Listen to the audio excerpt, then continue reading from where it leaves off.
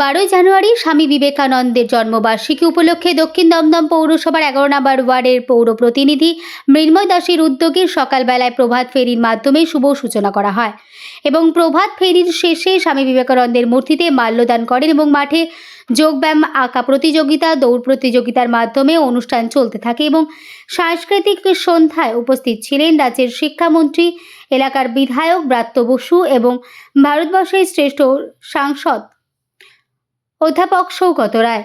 এলাকার বিভিন্ন মূর্তি এবং জলছত্র ওই দিন উন্মোচন করা হয়।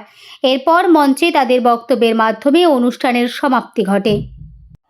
সবাইকেই বলবো একটাই কথা, আমাদের আগামী প্রজন্মকে স্বামী বিবেকানন্দের আদর্শকে কিছুটা হলেও যদি তারা নিতে পারে, স্বামী বিবেকানন্দের বই পড়া, স্বামী বিবেকানন্দের আদর্শ পড়া, মাঠে আসা। স্বামী বিবেকানন্দ সবসময় বলতেন যে কথা, যে গীতা পাঠের চেয়ে ফুটবল খেলা, মাঠে গিয়ে ফুটবল খেলা অনেক বেশি স্বাস্থ্যের পক্ষে ভালো। যে জাতির স্বাস্থ্য ভালো না হয় সেই জাতি উন্নতি করতে পারে না।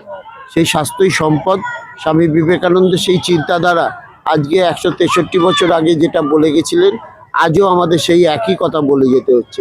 এর নামই বিবেকানন্দ, যিনি গোটা বিশ্বকে এক করে দিয়েছিলেন, আমাদের হিন্দু ধর্মকে গোটা বিশ্বের কাছে তুলে ধরেছিলেন। তিনি কোনো ধর্ম কোনো বিভেদ করেননি, যে যার ধর্ম শেষে পালন করবে। প্রত্যেক ধর্মকে তিনি সম্মান করতেন। তিনি এত কাজ করেছিলেন। আজকে দেখুন, স্বামী বিবেকানন্দ রামকৃষ্ণ প্রতিষ্ঠান সারা বিশ্ব জুড়ে, বেলুড় মঠে আমরা সবাই যাই। এত তিনি এই সামান্য জীবনে যদি এত কাজ করতে পারেন, যারা এত বছর বাঁচছে তাদের যদি কিছুটাও, তার যদি নখের মতো কিছুটা কাজ করে যেতে পারেন এই সমাজের জন্য, তাহলেই হচ্ছে এই সমাজটা অনেক সুন্দর, অনেক ভালো হয়ে যাবে। কোনো জাতি দাঙ্গা হবে না, জাতিতে বিবাদ হবে না, মানুষ ছোট বড় মানুষ হবে না, জাতপাত হবে না, সব মানুষ এক হয়ে সুন্দর ভারতবর্ষ, সুন্দর পৃথিবী আগামী প্রজন্মের কাছে স্বামী বিবেকানন্দের আদর্শে তৈরি হবে। আজকের এই ওয়ার্ডে কি কর্মসূচি আছে? আজকে প্রচুর কর্মসূচি আছে, কিছু উদ্বোধন আছে, কিছু আমাদের আজকেও সবাই জানেন, আজকে আমাদের বিপ্লবী মাস্টারদা সূর্য সেনেরও আজকে যেমন স্বামী বিবেকানন্দের জন্মদিন, সেই বিপ্লবীরও প্রয়াণ দিবস। আজকে আমরা তার মূর্তি স্থাপন করব বেদিয়াপাড়ায়।